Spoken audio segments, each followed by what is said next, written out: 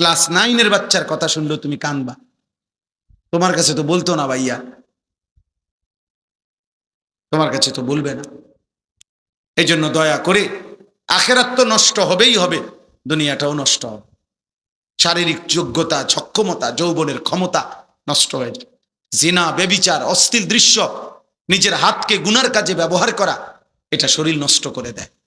আমার বয়স্ক বাবা চাচারা আছেন, এরপরে এই কারণে এর চাইতে বেশি বলতে পারলাম না, নইলে আরো বলতাম ছেলে পেলেদেরকে।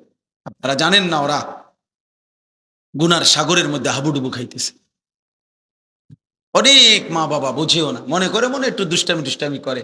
না রে বাপ, দুষ্টামি করে না, গুনার সাগরে ভাসতেছে, অসভ্যতার অশ্লীলতার সাগরে ভাসতেছে। হাজার হাজার যুবক সারা রাত, কিশোর যুবক 12, 14, 16 বছরের ছেলেদের সারা রাত এক ফোঁটা ঘুম নাই, সারা রাত নারী দেখে, সারা রাত ছবি দেখে, সারা রাত অনলাইনে হাজার হাজার টাকা জুয়া খেলে, মোবাইলে জুয়া খেলে। হায় জুয়াখোর, নিজেরও ফকির বানায় বা বাবারও ফকির বানায়, একদিন পুরা ফ্যামিলিটারও শেষ করি। এই কয়দিন আগেও এক ছেলে আমার কাছে কাঁদছে, রাত 2টা বাজে, আমার মাহফিলের থেকে যাওয়ার পথে দাঁড়াইয়া চিৎকার দিয়া কাঁদছে আমার জড়াই ধরে, যে হুজুর আমার আব্বা একটা ফার্মেসি নিয়ে দিছে আমারে, আমি মোবাইলে জুয়া খেলতে খেলতে ফার্মেসির সমস্ত পুঁজি শেষ করে, আমার আব্বাও ফকির, আমিও ফকির। আহ আহ এই জন্য গুনাহ শান্তি দেয় না, একদিন না একদিন ফকির বানায়। আল্লাহ তাআলা সমস্ত ছেলেদেরকে ফেরবার তৌফিক দান করেন।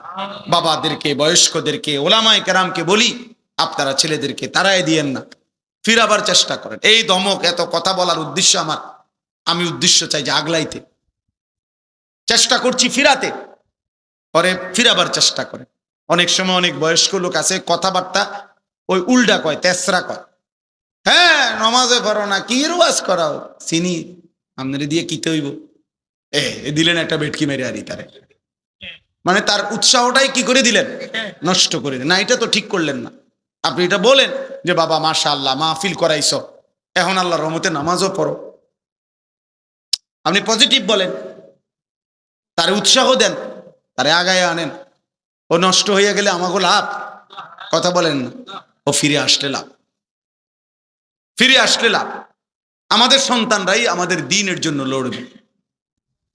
জি বাপ, তাইলে আল্লাহর কথা মনোযোগ দিয়ে শুনতে হয়।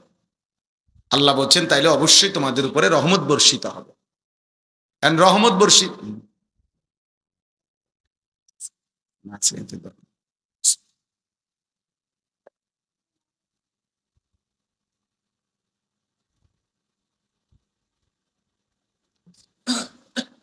আলহামদুলিল্লাহ, রহমত বর্ষিত হবে। তাফসীরের মধ্যে আছে রহমত বর্ষিত হবে মানে কি, মানে হলো আল্লাহ তাআলা ওই ব্যক্তিকে আমল করার তৌফিক দান করবে, মানে কোরআন মানার তৌফিক দিবে, যে কথাগুলো সে শুনছে ওইগুলো গ্রহণ করার, মানবার তৌফিক দিবে, এটারই বলে রহমত বর্ষিত। তাহলে আমি তো শুনলাম, জানে তো অনেকেই, মনে করেন গত 2-10 বছরও যেই মুসলমান কোনোদিন 5 ওয়াক্ত নামাজ পড়ে নাই, মনে করেন আপনি তাকেও যদি জিজ্ঞেস করেন যে নামাজ কয় ওয়াক্ত, তো সে বলবে 12 ওয়াক্ত। তো তাহলে এটা তো সবাই জানে যে নামাজ পড়েই না টোটাল, সেও তো এটা জানে নামাজ 5 ওয়াক্ত। যে প্রতিদিন সুদ খায়, তো হের আপনি জিজ্ঞাসা করেন না যে সুদ খাওয়া কি চাচা কন বা ভাই কন, তো হে বলবে মুস্তাহাব, কি বলবে হারাম। তো এটা তো সেও জানে। তাহলে একটা হলো জানা, জানি আর কি আমি, আরেকটা হলো জানা বিষয় আমলে পরিণত করা। তো নিয়ম হলো যে কেউ জানা বিষয়কে আমলে পরিণত করে ওইটাকে বলা হয় এলেম বলে ওইটাকে। এই তালেব এলেম যারা আছে মাদ্রাসার, তোমাদের জন্য ভাই এটা জরুরি। এলেম তখনই এলেম হয় যা অর্জন করার পর আমলে পরিণত করা পর্যন্ত স্বস্তি হয় না, তৃপ্ত হয় না, সেটাকে ইলম বলে। মুফতি শফি রহমতুল্লাহ আলাই এটা বলছেন। এই জন্য শুধু শব্দ মুখস্থ জানে, বলতে কইলে বলতে পারে, পড়াটা, এটারে ইলম বলে না, এটারে বলে মালুমাত, অর্জিত জ্ঞান। সে এমনি কিছু জানে, কিন্তু যখন আমলে পরিণত হয় তো এটাকে ইলম বলে। পাঁচটা জিনিস একত্র হলে ইলম পূর্ণ হয়। আল ইস্তিমা, মনোযোগ দিয়ে শোনা।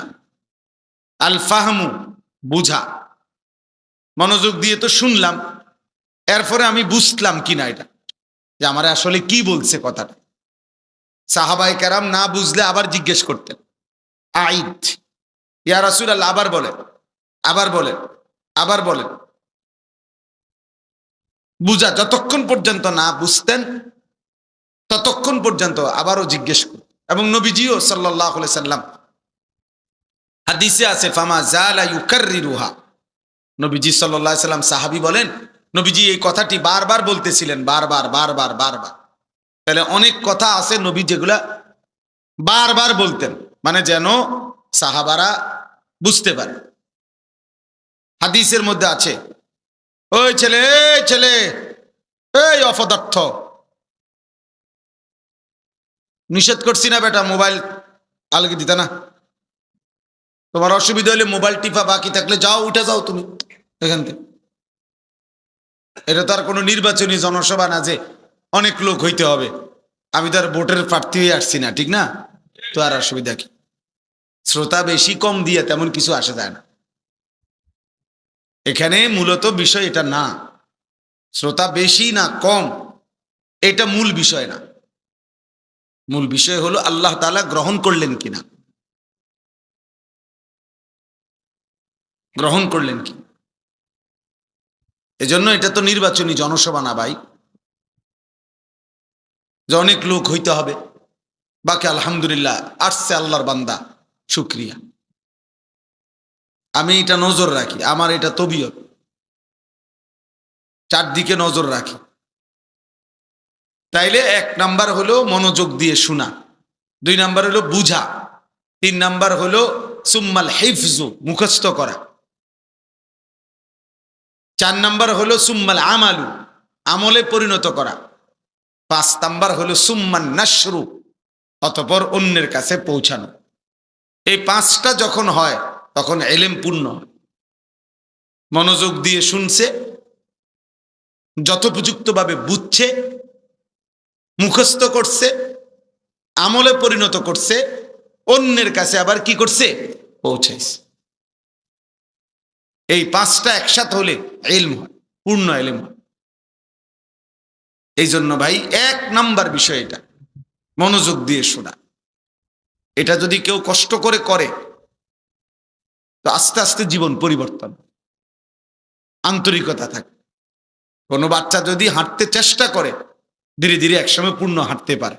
তো সোয়াদ থাকলে সে যদি নাই দাঁড়ায়, সে যদি 1-2 কদমও না পারায়, সে হাঁটা শিখবে কেন?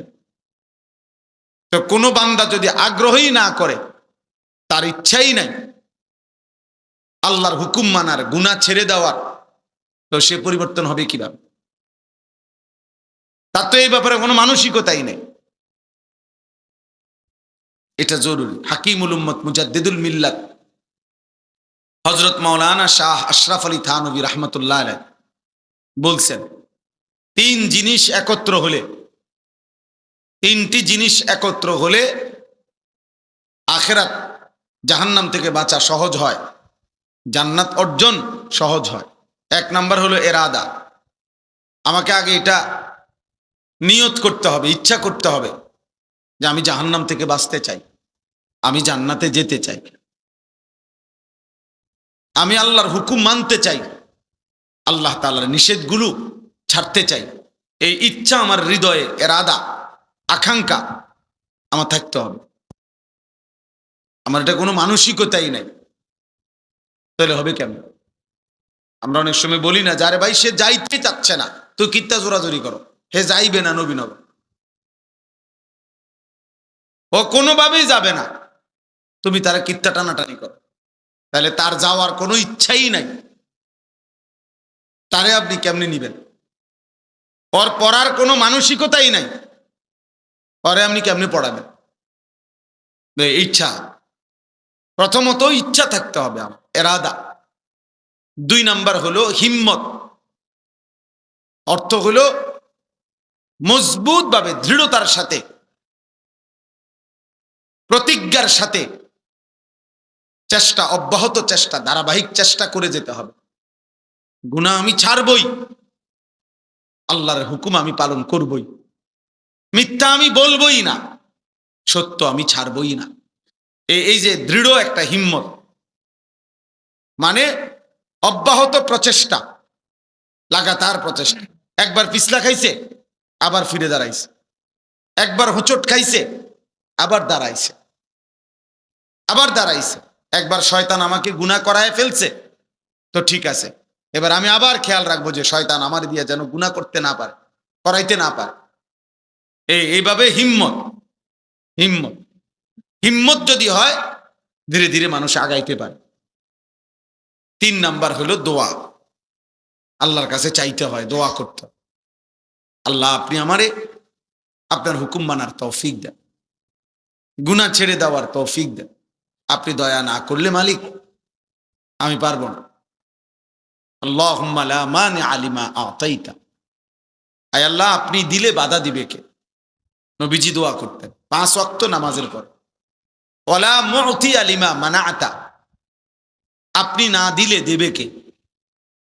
ওয়ালা ইয়ানফাউ যাল জাদ্দি মিনকাল জাদ, নবীজি বলতেন আল্লাহ আপনাকে বাদ দিয়ে কারো কোনো চেষ্টায় কি লাভ হবে? নবীজি দোয়া করতেন আল্লাহুম্মা আইন্নি আলা যিকরিকা ওয়া শুকরিকা ওয়া হুসনি ইবাদাতিক, আয় আল্লাহ আমি আপনার জিকির করতে চাই, আপনার শুকর আদায় করতে চাই, আপনার ইবাদত সুন্দরভাবে করতে চাই, আপনি আমাকে সাহায্য করেন। নবীজি প্রত্যেক নামাজের পরে 3 বার এই দোয়া পড়তেন, আল্লাহর কাছে সাহায্য চাইতেন। নবীজি দোয়া করতেন আল্লাহুম্মা লা সাহলা ইল্লা মা জাআলতাহু সাহলান, আয় আল্লাহ আপনি যদি সহজ না করেন কোনো কাজই সহজ হবে না। ওয়া আনতা তাজআলুল হাজনা ইযা শি'তা সাহলান, আপনি আমার সমস্ত চিন্তা দুঃখ পেরেশানিকে আপনি সহজ করে দেন, আপনার দয়ায় আসান করে দেন। এই জন্য আজকে নওজোয়ান ছেলে তোমাদেরকেও বলি, বাপ যদি কারো বিবেক থাকে, যদি কলিজা মরে না যায়, যদি ইমানের ছিটে ফোটাও থাকে, আখেরাতের যদি কিছু মনে থাকে, এটা মনে রাখো ভাইয়া, তুমি চেষ্টা না করলে, তুমি আগে না বাড়লে তোমারে তাবিজ দিয়া জোনায়েদ বাগদাদি বানান দেবে না, তোমারে ফু দিয়া নামাজি বানানো যাবে না ভাইয়া। তুমি হিম্মত করতে হবে, তুমি একটা সংকল্প করতে, ইচ্ছা করতে হবে, তুমি আল্লাহর কাছে চাইতে হবে, তো আল্লাহ তাআলা দয়া করবে। কোরআনুল কারীমের মধ্যে আছে ওয়াহদি ইলাইহি মান ইউনীব, আল্লাহ বলেন আমার যে বান্দা আমি আল্লাহর দিকে ঝুঁকে আসে, আমি তার চাইতে বেশি এগিয়ে হেদায়েত দিয়ে দেই। আল্লাহ তাআলা বলছে বান্দা ইবনা আদম, হাদিসে কুদসি, হে বনি আদম কুম ইলাইয়া আমশি ইলাইকা, তুমি আমার জন্য দাঁড়াও আমি তোমার জন্য হাঁটবো। আমশি ইলাইয়া উহারবিলু ইলাইকা, তুমি আমার জন্য হাঁটো আমি তোমার জন্য দৌড়ব। তুমি আসবা 1 বিগত, আমি আল্লাহ রহমত মাগফিরাত নিয়ে আসবো 1 হাত। তুমি আসবা 1 হাত, আমি আসবো 2 হাত। তুমি আসবা হাঁটতে হাঁটতে, আমি রব রহমত মাগফিরাত নিয়ে আসবো দৌড়তে দৌড়তে। আতাইতুকা হারবালা, হাদিসের শব্দ, আমি দৌড়তে দৌড়তে। ইন আতাইতানি লাইলান আতাইতুকা লাইলান ওয়া ইন আতাইতানি নাহারান আতাইতুকা নাহারান। আল্লাহ বলছে বান্দা গুনাহ নিয়ে মাফ নেওয়ার জন্য তুমি যদি রাত্রে আসো, আমি মাগফিরাত নিয়ে রাতেই আসবো। গুনাহ নিয়ে যদি তুমি দিনের বেলায় আসো, আমি মাগফিরাত নিয়ে দিনের বেলায় আসবো। তুমি আসবে যখন, আমি আসবো তখন। তুমি ডাকবে যখন আমি সাড়া দেব তখন। যতবার তুমি আমারে ডাকবা বান্দা, প্রত্যেক ডাকে আমি আল্লাহ আলাদা আলাদা তোমার প্রতি ডাকে পৃথক পৃথক জবাব দেব। যতবার বান্দা আল্লাহকে ডাক, প্রতিবার রব আলাদা আলাদা সাড়া দেব। বান্দা বলে আল্লাহ, আল্লাহ তাআলা বলে লাব্বাইক ইয়া আবদি, আমার বান্দা আমি আছি তো, বলো কি চাচ্ছ বলো বান্দা। ফাইজা সাআলাকা ইবাদি আন্নী ফাইন্নী করিব। আমাদের এই ওয়াজগুলোর মাকসাদ রে ভাই এটা, কিছুটা দিলের মধ্যে অনুভূতি জাগানো। শুধু শুধু একটা আয়োজন হলো, একটা মাহফিল হইলো, কিছু কথাবার্তা হইলো, হই হুল্লুর হইলো, হাঙ্গামা হইলো, স্লোগান হইলো, লাফালাফি ফালাফালি হইলো, কিছুক্ষণ দফাদফি হইলো, ছেলেরা তোমরা আবার সবাই সবার মতো যে যেমন ছিলা তেমনই রয়ে গেলা, তাহলে ভাইয়া এই আয়োজনের কি ফায়দা? মানুষরা যে টাকা দিল, মানুষরা যে 10 টাকা 50 টাকা 100 টাকা দিল, কি উদ্দেশ্যে দিল? কেন দিল? এই আয়োজনের মাকসাদ কি তাইল?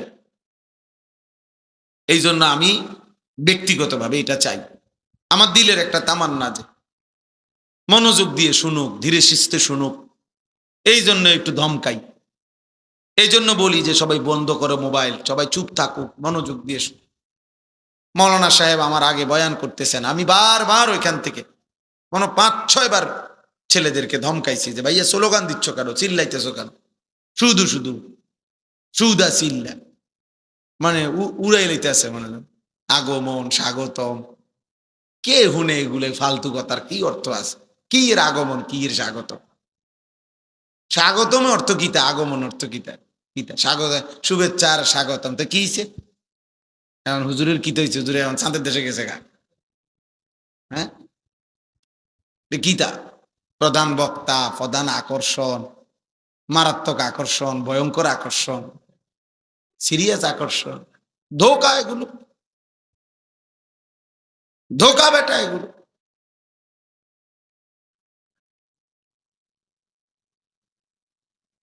বরং আল্লাহর কথা যিনি বলে, যখন বলে, জোহরের পরে বলুক আর ফজরের পরে বলুক, রাত 10টায় বলুক আর সকাল 10টায় বলুক, আল্লাহর কথা যখনই বলে তখনই দাম, তখনই কি? মাগরিবের পরে কইলে উনি বিশেষ বক্তা, আসরের পরে কইলে উনি এলাকার বক্তা, এশার পরে কইলে উনি সাধারণ বক্তা, লাস্টে কইলে উনি প্রধান বক্তা। এটা কোন কিতাবের কথা? এটা কোন কিতাবে আসছে? এটা তাইলে শেষে ওয়াজ করলে উনি প্রধান বক্তা, এটা কেমনে সিদ্ধান্ত হইল? মানে এই সিদ্ধান্তটা হয়েছে কোথায়? জাতিসংঘে? এটা কোনো বিষয় না। বিষয় হলো আল্লাহর কথা। আমরা সব আলেম, আপনার মসজিদের ইমাম আর এদেশের বড় বক্তা, সব আখিরাতের ফেরিওয়ালা, কবরের ফেরিওয়ালা, পরকালের ফেরিওয়ালা। কেউ 10 জনের কাছে বলে, কেউ 10,000-এর সামনে বলে, এই সংখ্যার উপরে কোনো সফলতা না, আল্লাহ গ্রহণ করার উপরে সফলতা। মনে করেন আমারে 10 লাখ লোক স্লোগান দিয়া 4 রাস্তার মাথাত নিয়ে দিয়ে আসছে, তো আমার কবর রাজাব মাপ, তো লাভ হইল কি? বলেন তাহলে লাভ হইল কি? তাইলে লাভ হইল কি ভাইয়া? এই জন্য দয়া করে আমাদের এই আশা, আমাদের এই বসা, আমাদের এই আয়োজন, আমাদের এই ভালোবাসা, আন্তরিকতা আল্লাহর জন্য, ভোটের জন্য, দুনিয়ার জন্য, আখিরাতের জন্য। মান আহাব্বা লিল্লাহ ওয়া আবগাদা লিল্লাহ ওয়া আ'তা লিল্লাহ ওয়া মানাআ লিল্লাহ ফাকাদ ইসতাকমালাল ঈমান। নবীজি সাল্লাল্লাহু আলাইহি সাল্লাম বলছে, যে আল্লাহর জন্য কাউকে ভালোবাসে, আল্লাহর জন্য কারো বিরোধিতা করে, আল্লাহর জন্য কাউকে দান করে, আল্লাহর জন্যই কোনো গুনাহের কাজে কাউকে দেয় না, সম্পদ দান করে না, যেহেতু সে গুনাহ করবে এই জন্য ফিরায় দেয়। আল্লাহর নবী বলেন, এই 4টি আচরণ যে আল্লাহর জন্য করে, ভালোবাসে আল্লাহর জন্য, বিরোধিতা করে আল্লাহর জন্য, দান করে আল্লাহর জন্য, দান করতে নিষেধ করে আল্লাহর জন্য, রাসূল সাল্লাল্লাহু আলাইহি সাল্লাম বলেন তার ঈমান পূর্ণ হয়ে গেল, তার ঈমান পূর্ণ হলো। হাদিসে কুদসির মধ্যে আছে, আল্লাহ তাআলা বলেন ওয়াজাবাত মাহাব্বাতি লিল মুতাহাব্বিনা ফিয়া ওয়া লিল মুতাজালিসিনা ফিয়া ওয়া লিল মুতাজাবিরিনা ফিয়া। আল্লাহ বলেন আমার ভালোবাসা, আমি আল্লাহর ভালোবাসা আমার ওই বান্দাদের জন্য ওয়াজিব যারা পরস্পরকে আমি আল্লাহর জন্য ভালোবাসি। পরস্পরের সাথে বসে আল্লাহর জন্য, আল্লাহর কথা বলবে, কোরআন পড়বে, দ্বীন শিখবে, সূরা কেরাত, দোয়া, কালাম, তাসবিহ, জিকির করবে, এজন্য পরস্পর বসছে। আল্লাহ বলেন এই যে পরস্পর বসছে আমি আল্লাহর জন্য, আমি তাদেরকে ভালোবাসা আমার জন্য ওয়াজিব। ওয়ালিল মুতাজাবিরিনা ফিয়া, আমি আল্লাহর জন্য একে অপরের সাথে সাক্ষাৎ করছে, একজন আলেমে দ্বীনের সাথে সাক্ষাৎ করছে এই জন্য যে উনি আল্লাহর কথা বলে, আল্লাহর ইবাদত করে, আমি ওনার থেকে আমার আল্লাহর কয়টা কথা শুনবো। এরকম আল্লাহর জন্য, আল্লাহর সন্তুষ্টির জন্য যে পরস্পর সাক্ষাৎ করে, আল্লাহ বলেন ওই বান্দাকেও ভালোবাসা আমি আল্লাহর জন্য ওয়াজিব। অতএব দোস্ত, প্রত্যেকের কাছে উচিত ভাইয়া, যদি আখেরাত দরকার হয় তাহলে নিজ নিজ মহল্লার ইমাম, আলেম, মাদ্রাসার উলামায়ে কেরাম তাদেরকেও ভালোবাসবে। শুধু বক্তার পিছনে দৌড়াইলে হবে না। ওনার এখন ওয়াজ শ্রোতা বেশি, এখন ওনার বক্তা অনেক, এখন ওনার একটু জনপ্রিয়তা বেশি, এগুলো কোনো বিষয় না, আমার জন্য কোনো বিষয় না, অন্যদের জন্য কোনো বিষয় না। মূল বিষয় হলো আমার আখেরাত, আমারও আপনাদেরও। এই কোরআন প্রত্যেক শব্দ আমার জন্য আপনার জন্য, নাকি রাসূলুল্লাহ সাল্লাল্লাহু আলাইহি সাল্লামের প্রতিটা কথা আমার জন্য আপনাদের জন্য। শুধু আল্লাহ তাআলার ইচ্ছা এটা, আল্লাহ হয়তো বলছে তুমি একটু বলে দাও, ওরা শুনুক, আর তোমরা মিলেমিশে সবাই বক্তা শ্রোতা সবাই আমল করো, এই না বিষয়। কথা বলেন না? নামাজের ওয়াক্ত হইলে শুধু শ্রোতাদের উপরেই তো নামাজ ফরজ, সবার উপরে ফরজ। হালাল হারামের মাসআলা শুধু শ্রোতাদের জন্যই কি? সবার জন্য। আল্লাহ আমাদেরকে বুঝার তৌফিক দান করেন। প্রত্যেকটা মানুষের কাছে অনুরোধ আমার, এক ওয়াজে 1 ঘন্টায় দুনিয়ার সব বলা শেষ করা সম্ভব না ভাইয়া, কিন্তু এই মূল নীতি বললাম, নিজ নিজ ইমামের কদর করে। আখেরাত যদি দরকার হয়, প্রত্যেকের মহল্লার উলামায়ে কেরামের কাছ থেকে দ্বীন শিখেন, ওযু শিখেন, নামাজ শিখেন, সূরা কেরাত, দোয়া, কালাম শিখেন, হালাল হারামের মাসআলা জিজ্ঞেস করেন। মনে রাখবেন 2টা জিনিস প্রত্যেক মুসলমানের জন্য শেখা ফরজে আইন। একটা হলো যে আমল সকলেই করতে হয়, ওই আমলের বিস্তারিত, ওই আমলের মাসআলা, ওই আমলের জন্য যা করতে হয় ওইটা জানা শিখা, ওইটা ফরজে আইন। যেমন নামাজ ফরজ কার কার উপরে বলে না? তাইলে নামাজের মাসআলা, ওযুর মাসআলা, গোসলের মাসআলা, সূরা কেরাত, দোয়া, কালাম শুদ্ধ করা প্রত্যেকের উপরে ফরজে আইন। স্কুলের হোক, কলেজের হোক, মাদ্রাসার হোক, দিন মজুর হোক, ঠেলাওয়ালা হোক, বুড়া হোক, জওয়ান হোক, 9 বছরের হোক আর 90 বছরের হোক আর 900 বছরের হোক, যার কোরআন শরীফ অশুদ্ধ, আপনি মূর্খ না বকলম, আপনি ইংরেজি শিক্ষিত না গ্রামের, এটা দেখার বিষয় না। খোদার কসম, সূরা কেরাত যার অশুদ্ধ তার নামাজ হবে না, হবে না, হবে না। 100 বছর পড়লেও হবে না, 1 কোটি বছর পড়লেও হবে। হ্যাঁ, এটাই কথা। আপনি শিখবেন, আপনার জন্য ফরজে আইন শেখা। আপনি তাব্বাতি ইয়াদা ঠিক করতে হবে, কুল হুয়াল্লাহু আহাদ ঠিক করতে হবে। এটা কুল হুয়াল্লাহু আহাদ, আপনি কোন কুল হুয়াল্লাহু আহাদ কিতাব, এটা কি বলেন? শব্দটা হলো সুবহানা, আপনি বলেন সুবহানা, সুবহানাল্লাহিল আযীম, সুবহানাল্লাহিল আযীম, এটা কি? 100 বছর পড়লেও হবে না নামাজ। শব্দ হলো আত্তাহিয়াতু, হা, আপনি কোন আত্তাহিয়াতু লিল্লাহি ওয়া সালাওয়াতু, এটা কি? হবে না আপনার নামাজ। একজনেরও না। বুড়া মিয়া, চাচা আমার কথা মনে রাখেন, আমি বলে গেলাম, পণ্ডিতি করেন না, সাদোয়ানে বইয়া বইয়া গপ মাইরেন না। অনেক বুড়া মিয়া আছে মাতবর, পণ্ডিত কথা কয় যে মানে যেন বাপসাব এমন যে কোনো পাত্তা দেয় না, অথচ একটা দোয়া জানে না, একটা সূরা জানে না, একটা আত্তাহিয়াতুটা শুদ্ধ কইতে পারে না, দোয়ায়ে কুনুত শুদ্ধ বলতে পারে না, লম্বা লম্বা কথা কয়, ফাঁকনা ফাঁকনা কথা কয়।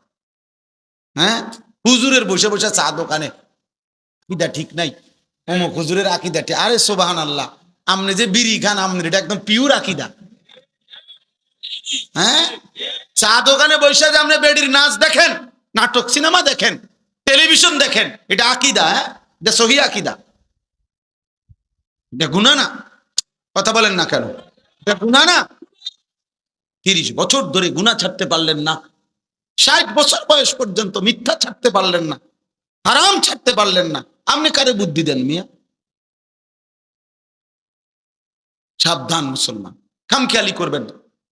আখেরাত প্রিয় বাপ আমার, হাসরের মাঠ খেলার মাঠ না। হাসরের মাঠ বা ফুটবল খেলার মাঠ না, এটা মস্কারির মাঠ।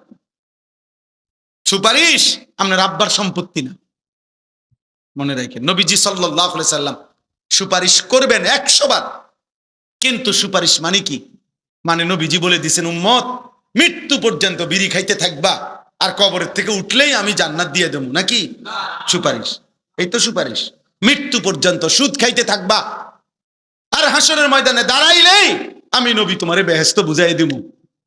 তুমি 60 বছর পর্যন্ত কথায় কথায় গালি দিবা, আর কবরে গেলেই আমি নবী সুপারিশ করে বেহেশত দিয়ে দেবো। এই তো সুপারিশ না? নবীজির সুপারিশ মানে এই বাবা, কোনো নিয়ম কানুন নাই, কোনো কাগজপত্র নাই, কোনো ফাইল টাইল দেখাইতে হবে না। হ্যাঁ, আপনি সুদের উপরে কিস্তির উপরে কবরে যাবেন, আপনি মরছেন আর আপনার ফুতে কিস্তি টোয়ায়, আপনি মরছেন আপনার বউয়ে কিস্তি উড়ায়। আমাগো পরিচিত এক ইমাম সাহেব ওই দিন বলছে, বাজার মসজিদের ইমাম, উনি আমার শুনাইছে, হুজুর বাজারের এক ব্যবসায়ী মারা গেছে, মাসখানিক পরে বেটার বউয়ে ইমাম সাহেবের আইয়া পর্দার আড়াল থেকে বলতেছে, হুজুর আপনি যদি একটু, আপনি তো বাজারের সব দোকানদার করে চিনেন, আমগো বেটা কার কাত্তে টিয়া ফাড়া, এটি যদি আপনি দূর উঠাই দিতেন। হুজুরে বলতেছে, হুজুর পুরা বাজারে প্রসিদ্ধ যে উনি এই বাজারের সবচেয়ে বড় সুদখোর ছিল, বাজারের সব দোকানদার ওনার থেকে সুদে টাকা নিত। এখন ওই বউয়ে আইয়া আবদার করছে হুজুরের কাছে, হুজুরের সুদের টাকাটি উড়াই দিত। হায় নাফরমান বাবা, তুমি তো কবরে চলে গেলা আর তোমার বউয়ে সুদের টিয়াটো হয়। তুমি তো কবরে চলে গেলা বাপ, তোমার সন্তান কিস্তি শোধ করে, কিস্তি শোধ করে। হ্যাঁ, আপনার কবরে নেকি যাচ্ছে তো না? কথা বলেন না কেন? কবরে নেকি যাচ্ছে তো আপনার? আপনি তো কবরে চলে গেলেন, আমনের জিফুত নাতি নাতি ঘরে টেলিভিশনে আমনের বউ বাচ্চা নর্তকীর নাচ নাটক সিনেমা দেখে, আমনের কবরের মধ্যে নেকি যাচ্ছে তো?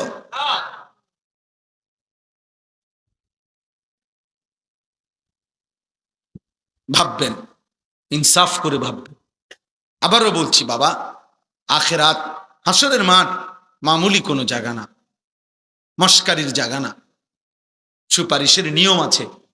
হাউজে কাউসারের 1 ফোঁটা পানির জন্য রাসূলুল্লাহ সাল্লাল্লাহু আলাইহি সাল্লামকে আপনার জিন্দেগি বুঝাই দিতে হবে। নবী সাল্লাল্লাহু আলাইহি সাল্লামের 23 বছরের কলিজা ছেঁড়া দিন, 23 বছর তিনি কি পরিমাণ রক্ত ঝরাইছেন জিজ্ঞাসা করবে নবী, উম্মত আমল নামাটা দেখাও, দেখাও। আমি 23টা বছর তায়েফে রক্ত ঝরিয়েছি, পেটে পাথর বাঁধছি, ক্ষুধার কষ্টে আমার রক্তে জমিন ভেসে গেছে। আমি উহুদের দান দান শহীদ করা রক্ত নিয়ে আমি পড়েছিলাম বেহুশ হয়ে যুদ্ধের ময়দানে। আমার সাহাবীরা একজনের পর একজন, এক যুদ্ধে 70 জন সাহাবীর পবিত্র লাশ আমার সামনে শাহাদাতের রক্ত পান করছে। খামখেয়ালি, খামখেয়ালি। গত 6 বছরে তুমি কোনোদিন 5 ওয়াক্ত নামাজ পড়ো নাই, 30 বছর আমার উম্মত সুদ খাইলা, এখন আসছো সুপারিশের জন্য, লজ্জা করে না? বেহায়া। খোদার 365 দিনে কোনোদিন ফজরের নামাজ পড়লা না উম্মত, কি আনছো? কিসের আমল নামা এটা? কিসের সুপারিশ আবার? আমরা অনেকেই এটা বুঝালাইছি যে ওটা মনে করছে মসজিদে টাকা 10,000 দিলে ব্যস্ত, 4টা ফ্যান দিলে মসজিদে 3-4-12,000 ব্যস্ত। জি না, এটা তো একটা আমল। দান সদকা এটাই পুরা ইসলাম না? এটা ইসলামের একটি আমল। কথা বলেন না কেন? তো 1 কোটি টাকা দিলেও তো এটা একটা আমলে না, 100 কোটি টাকা দিলেও তো এটা একটা নেক আমল, একটা আমল এটা।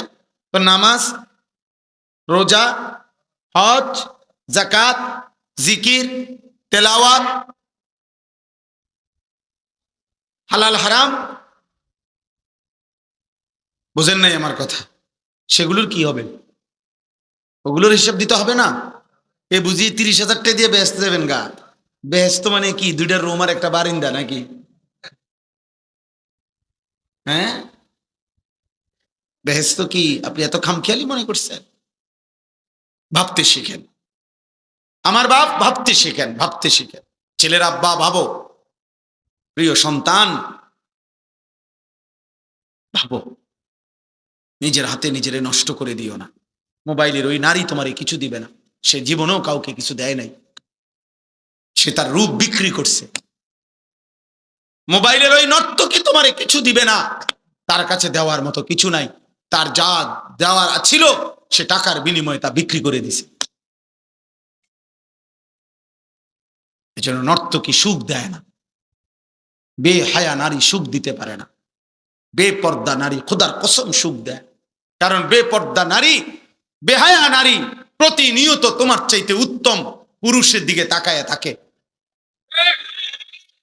যে নারী টেলিভিশনের নায়করে দেখে, যেই মহিলা ঘরে বসে বসে টেলিভিশনে অন্য পুরুষ দেখে, ওই এ বেডির জামাইরে কেমনে পছন্দ করব? কারণ এ বেডির জামাই চাইতে তো ওইটা তো আরো বেশি সুন্দর।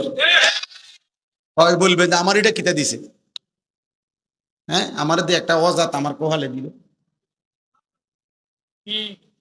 বলেন না? আমারে দিছে কিতা একটা আড্ডি ধরাইয়া, আর এই বেটা দেখো কি সুন্দর। এই সুযোগ কে করে দিল? তাইলে আপনি স্বামী, আপনি বুঝেন না আপনার স্ত্রী টেলিভিশন দেখে কি দেখে? বলেন। আমার কাছে একটা কিতাব আছে, ওয়ালা তাকরাবুজ জিনা, আরবি। ওই কিতাবের মধ্যে আছে, বিশ্বাস করেন ওই কিতাবে আছে, ওই পুরুষের চাইতে কাপুরুষ, ওই পুরুষের চাইতে নিকৃষ্ট, ওই অভিভাবকের চাইতে নিচু নিকৃষ্ট মানুষ আর কেউ হইতে পারে না, যে দেখে যে তার স্ত্রী ছেলে মেয়ে টেলিভিশনের মধ্যে মোবাইলের মধ্যে একজন যুবক পুরুষ একজন যুবতী নারীকে জড়িয়ে ধরছে, এই দৃশ্য দেখতেছে তার ছেলে তার মেয়ে, এরপরও যার আত্মমর্যাদায় আঘাত লাগে না, যার কাছে লজ্জা লাগে না, শরম লাগে না, তার চাইতে নিকৃষ্ট পুরুষ কোন আল্লাহর জমিন আর কেউ হইতে পারে না। তুই বেটা কোনো ব্যাড হইতে না, বেটা তুমি কোনো ব্যাড হইতে না, মিয়া তুমি কোনো পুরুষে না, বেটা স্ত্রী আমার। আর এই বেটি ওই বেড়ায় আরেক বেডিরে জড়াইয়া ধরে, আর আমার বউ এটা তাকায়া তাকায়া দেখে ঘন্টার পর ঘন্টা, আর এই অপদার্থ স্বামী বেয়ে বেয়ে গেলে বেউকুফ বেটা। তো মরে যাওয়া উচিত বেটা, মরে যাওয়া উচিত। মিয়া লজ্জা থাকলে শরম থাকলে ভেঙে ফেলেন এই টেলিভিশন, আসার দিয়া ভেঙে ফেলেন, ওই মোবাইল ভেঙে ফেলেন, স্ত্রীর সাথে বুঝাপড়া করেন। আমি তোমারে বিয়ে করছি, আমি পর পুরুষ দেখবা কেন? ছেলেকে বলেন বাপ আমার একটা একটা টাকা ঘামের টাকা, আমি প্রতিটা টাকা কষ্ট করে উপার্জন করছি বাপ, সেই টাকা দিয়ে তুমি 24 ঘন্টা মোবাইলে নারী দেখবা, ছবি দেখবা, একটা ওয়াক্ত নামাজ পড়বা না বাপ, তাহলে তুমি আমার সন্তান, তুমি আমার ছেলে, আমার মেয়ে, আমার এই কষ্টের উপার্জন তাহলে কার জন্য করলাম? আল্লাহর দুশ্মনের জন্য? বেনামাজি আল্লাহর বন্ধু না দুশ্মন? বেনামাজি নবীর বন্ধু না দুশ্মন? আমার ঘামের টাকা, একটা একটা প্রবাসীর টাকা, ঘামের টাকা, কলিজা ছেঁড়া টাকা।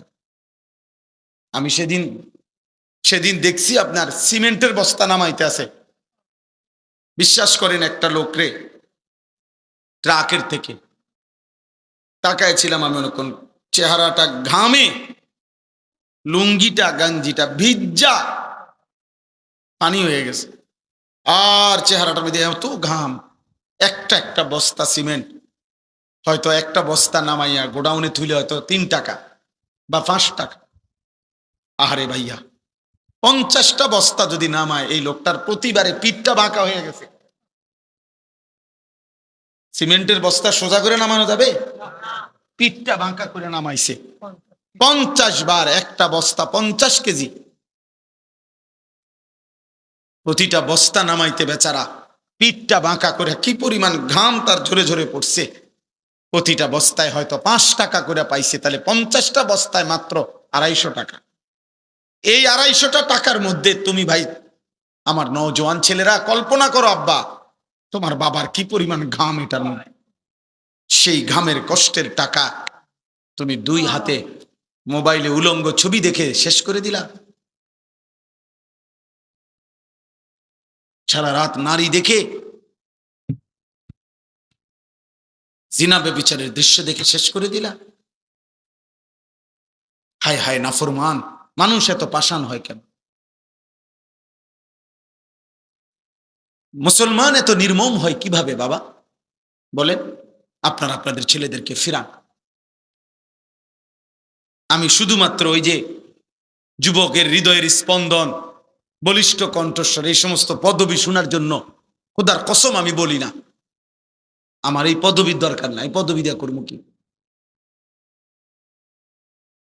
আমার উদ্দেশ্য একটাই, আপনাদের বিবেক জাগায় দেওয়া, অনুভূতি জাগায় দাও। একটা ছেলে যদি ভাবে যে আসলে ঠিক হইতেছে না এটা, এই নারী, ছবি, মোবাইল, অশ্লীল দৃশ্য, প্রিয় সন্তান, এটা তোমার একদিন জাহান্নামে নিয়ে যাবে।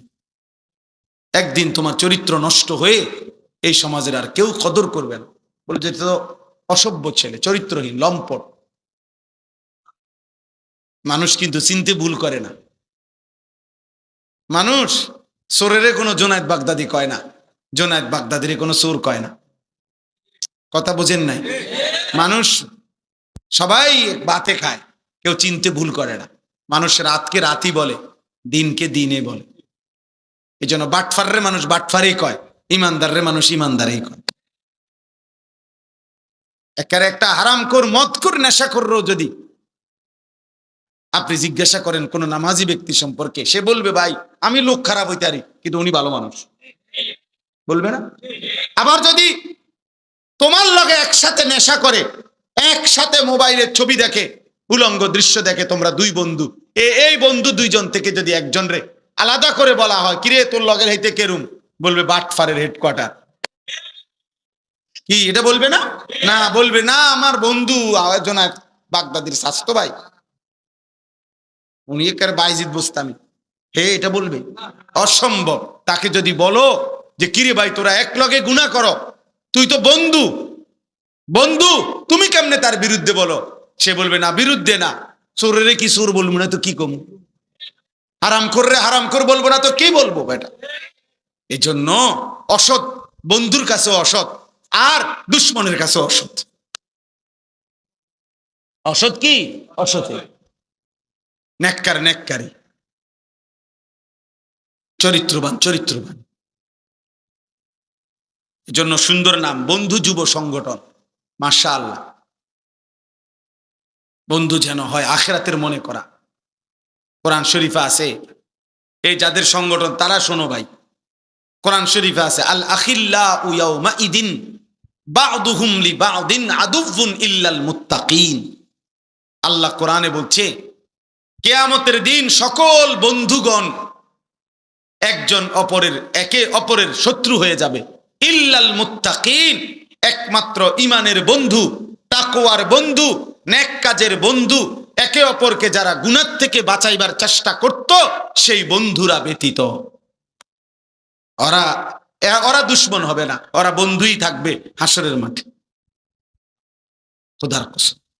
আর বাকি বন্ধু সব দুশ্মন হয়েছে। মোবাইলের বন্ধু, বিকালের বন্ধু, খেলার বন্ধু, মোটরসাইকেলের বন্ধু, আড্ডার বন্ধু, জিনা ব্যভিচারের বন্ধু, মদ জুয়ার আসরের বন্ধু, হ্যাঁ, গল্প গুজবের বন্ধু, ব্যবসার বন্ধু, পার্টনার, এগুলো সব দুশ্মন হয়ে যাবে। আল্লাহ বলছে একমাত্র যারা মুত্তাকি, তাকওয়ার ভিত্তিতে বন্ধু করত, ইমানের ভিত্তিতে আল্লাহর ইবাদত, এক বন্ধু আরেক বন্ধুকে নামাজের জন্য ডাকত। আমার দুই পরিচিত যুবক ভাই আছে, যাদের মধ্যে একজন ফার্মেসি আছে, আরেকজন ল্যাব তোষকের ব্যবসা করে। ওরা দুই বন্ধু মিলে তাদের মহল্লার ছেলেদেরকে ফজরের নামাজের জন্য উঠায়। আলহামদুলিল্লাহ, ওরা বলছে আমারে যে হুজুর 2 মাসের চেষ্টায় প্রায় 240 জন বন্ধু আমাদের ফজরের নামাজ জামাতে পড়ে। ওদের এরকম কাগজ আছে, হ্যান্ডবিল, লিফলেট আছে। ওই লিফলেটের প্রত্যেকটা 300 লিফলেট আমারে দেখাইছে, সুন্দর সুন্দর বাণী লেখা। তো প্রত্যেকটার নিচে লেখা আছে সৌজন্যে বেনামাজিকে খুঁজে বেড়াই, নামাজিকে বন্ধু বানাই। এটা তাকে সংগঠনের নাম। আমার গাড়িতেও আছে এই কাগজ, ওরা আমার দিছে। এটা বেনামাজিকে খুঁজে বেড়াই, নামাজিকে বন্ধু বানাই। বন্ধু হবে নামাজি, বন্ধু হবে নামাজি। ইন্নামা ওয়ালিয়্যুকুমুল্লাহু ওয়া রাসূলুহু ওয়াল্লাযীনা আমানুল্লাযীনা ইউকিমুনাস সালাহ। সরাসরি কোরআনের আয়াত। রব্বুল আলামিন বলে নিশ্চয়ই তোমাদের বন্ধু হবে কে? 1 নম্বরে আল্লাহ। মুমিনের প্রথম বন্ধু কে? আবার বলেন, আবার বলেন।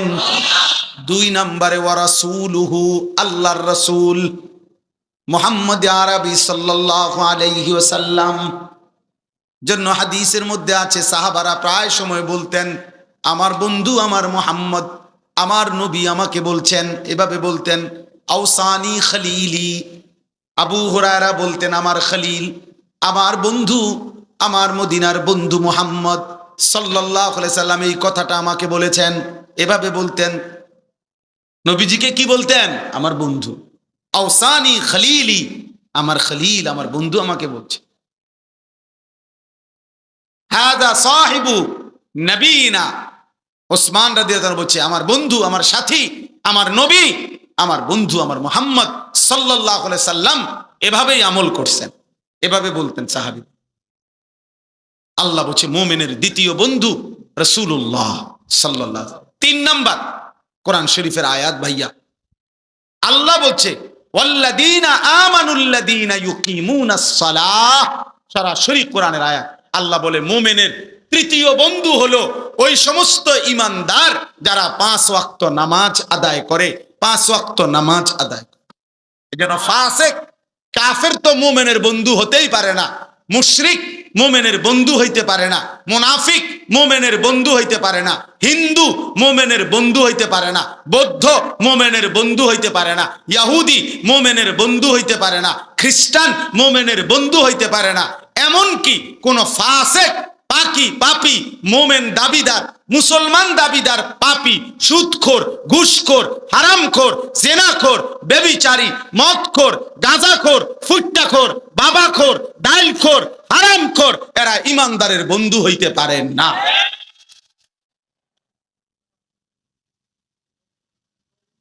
ও মুমিনের বন্ধু হইতে পারে। ইন্নামা ওয়ালিয়্যুকুমুল্লাহ, আল্লাহ বলছে মুমিন তোমার বন্ধু হবে আল্লাহ।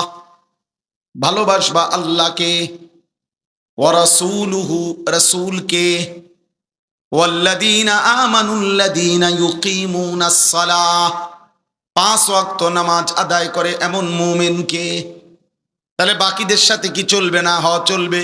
দুনিয়ার আয় রোজগার, লেনদেন, চাকরি, ব্যবসা, ক্ষেত খামার, কোনো কাজ সম্পাদনের জন্য যে কারোর সাথে করা যাবে, কিন্তু বন্ধুত্ব, হৃদয়ের মধ্যে জায়গা, এটা কোনো নাফরমানকে দেওয়া যাবে না। বুঝছেন?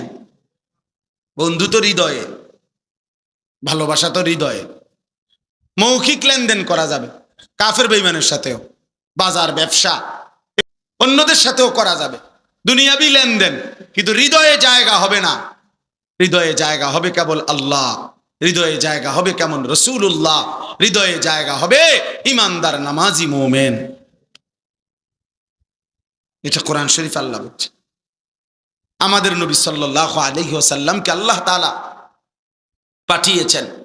প্রিয় ভাই, আমি এই আয়াত বলতে চাই, একটা নওজোয়ান তোমরা ফিরে আসো বাবা, বিশ্বাস করো বাপ, সময়টা দিন দিন নাজুক হচ্ছে।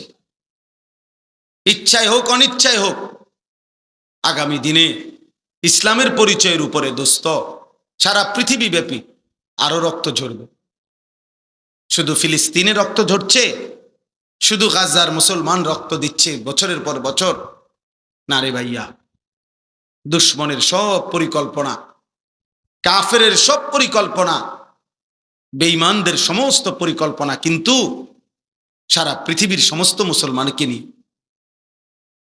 ওরা শুধু ইসরায়েল শুধু ফিলিস্তিনের বিরোধী না, আমেরিকা শুধু ফিলিস্তিনের বিরোধী না, প্রতিটা ইমানদারের বিরোধী। আর তুমি কিংবা আমি, এই নওজোয়ান ভাইরা, তোমরা যারা এক ওয়াক্ত নামাজ পড়ো না, একটা সেজদাও দাও না, আহা, চুল চেহারা দেখলে মুসলমানও মনে হয় না, লেবাসের স্টাইল দেখলে, চুলের ফ্যাশন দেখলে কাফেরের মতো অনুসরণ করো, কিন্তু এরপরেও দুশ্মন কিন্তু তোমারও ছাড়বে না। কেন? তুমি নিজের পরিচয় মুসলিম আড়াল করতে পারতা না। এমন সিস্টেম তারা বানায় রাখছে যে জন্ম নিবন্ধন সনদ ওই যেদিন করা হয়েছে সেদিন থেকে সারা পৃথিবীর মধ্যে এটা পৌঁছে গেছে, তুমি এইটা আড়াল করবা কেমনে? পাসপোর্টের মধ্যে যে ধর্মের সাথে ইসলাম লিখছেন, এটা আড়াল করবেন কেমনে? ভোটার আইডি কার্ডের থেকে আপনার ধর্ম যে ইসলাম, এটা আপনি আড়াল করবেন কেমনে? টিকা কার্ডের মধ্যে যে লেখা রাখছেন ধর্মের নামে মুসলমান, ইসলাম কোন ধর্ম